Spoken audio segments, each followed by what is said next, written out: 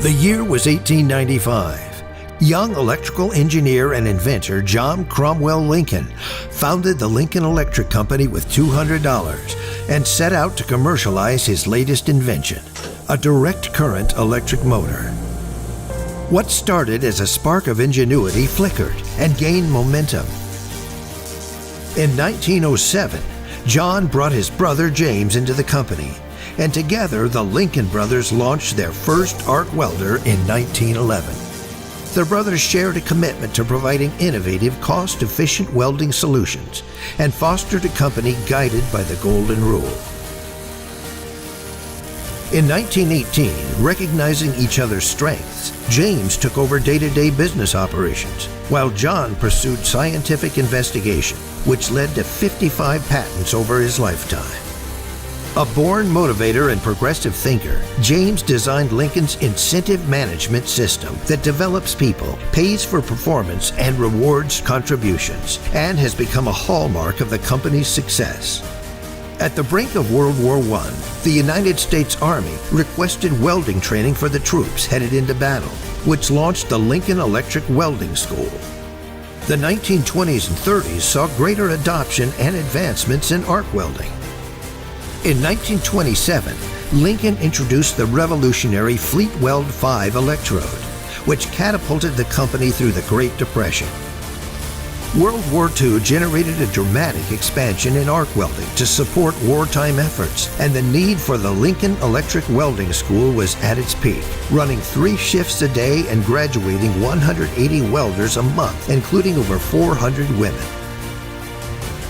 New sub-arc welding reduced a Liberty ship's assembly to a record 42 days, resulting in the building of over 2,700 Liberty ships over the course of the war. The 1950s and 60s saw Lincoln focused on improving its operational processes, with the construction of its new state-of-the-art manufacturing headquarters in Euclid, Ohio, while expanding its products and reach overseas. 1965 marked the end of Lincoln family management of the business, with the death of James Lincoln. We will work together for a common end. Every successive president and CEO since has held true to the groundbreaking principles and core values established by the Lincoln brothers.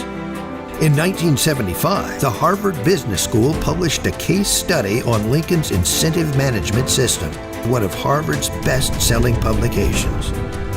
The early 1980s tested Lincoln's resilience with a national recession. Although sales dropped almost 40% and the company's guaranteed employment promise was challenged, no one lost their job. Employees took different positions within the company to support sales and promote new products. At the same time, Lincoln Electric increased its distribution network by over 70% and expanded operations to 16 countries. This growth was recognized with the U.S. Presidential E Award for Exporters Mastering Excellence, the first of 3 presidential awards earned by the company. The 1990s established a new era with computerized welding equipment and new robotic systems. Lincoln also entered the world of plasma and oxy-fuel cutting. In 1995, Lincoln celebrated its centennial anniversary and started to trade as a public company. The 2000s marked continued international expansion and growth. In 2009, the Great Recession tested Lincoln Electric once again. Although sales were down 30%, Lincoln still launched a record 108 new products to spur growth. By 2012, the company began to rapidly expand its automation portfolio by acquiring 10 companies in 5 years. The acquisition of Air Liquide Welding doubled the size of the company's European business. And by the end of the decade, Lincoln opened its state-of-the-art welding technology and training center and launched its new large-scale additive manufacturing business. With 125 years of industry leadership, Lincoln Electric is better positioned than ever before.